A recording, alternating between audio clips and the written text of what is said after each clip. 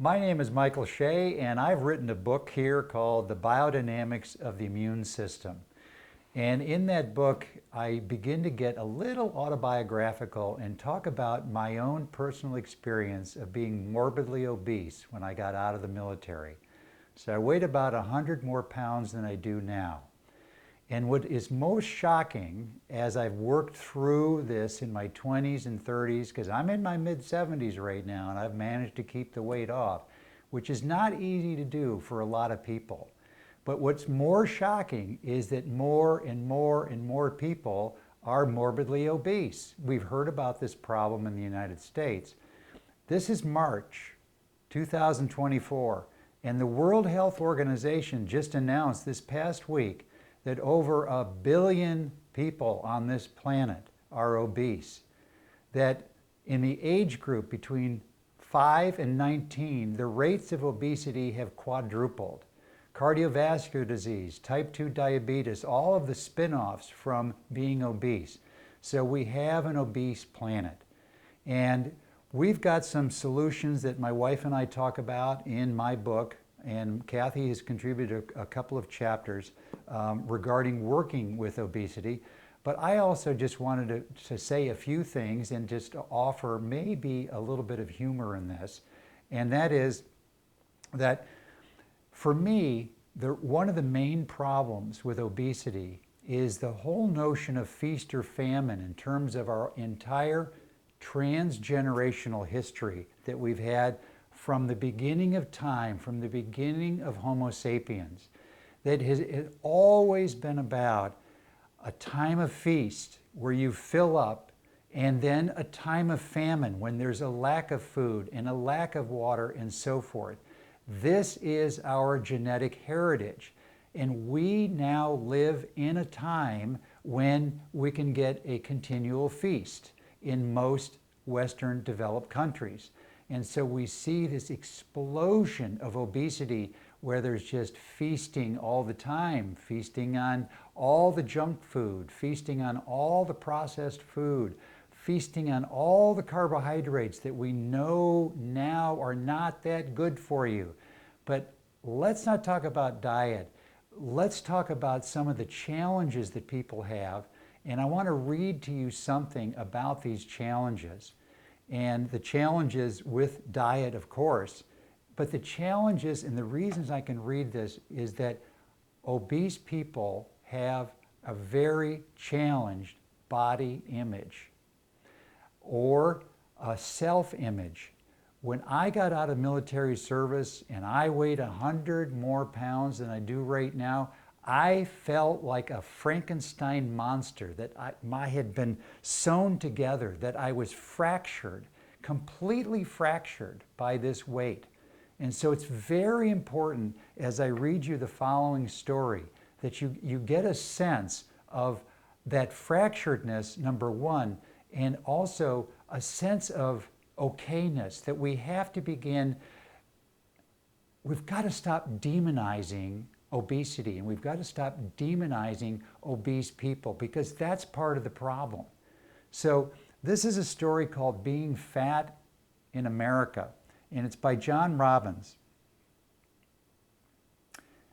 Maybe this partially explains why obese people are flocking to a restaurant outside Phoenix, Arizona, whose name, and I'm not making this up, is the Heart Attack Grill. The restaurant, which seats 100, is often packed. It offers what owner John Basso calls, quote, an environment of acceptance to overweight customers who are typically demonized by society, end quote. But at this restaurant, it's a little more than acceptance. The Heart Attack Grill literally celebrates obesity. Customers are over 350 pounds can eat for free. A scale is strategically placed at the center of the restaurant so other diners can watch the weigh-ins. When customers exceed 350 pounds, says the restaurant's owner, quote, everybody applauds and cheers for them. A big smile comes over their face. a big smile comes over their face, and for once they are finally accepted. They are not picked on here. End quote.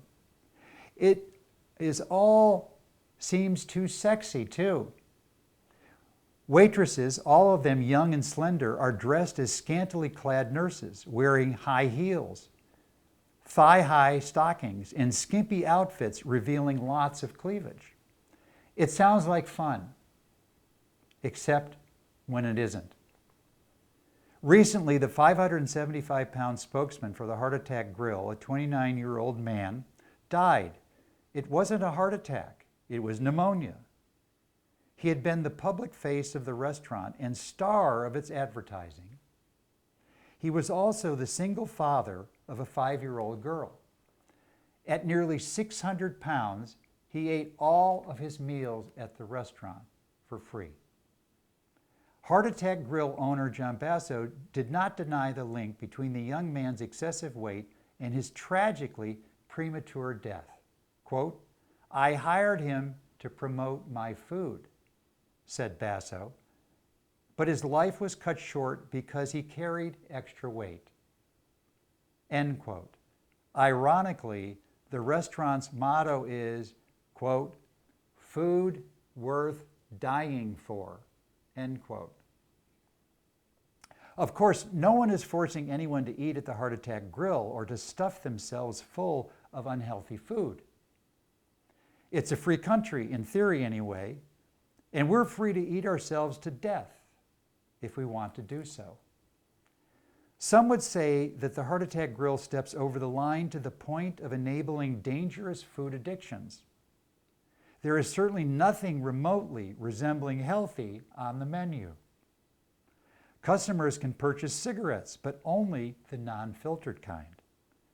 On the wall are prominent displays advertising menu items such as quadruple bypass burgers.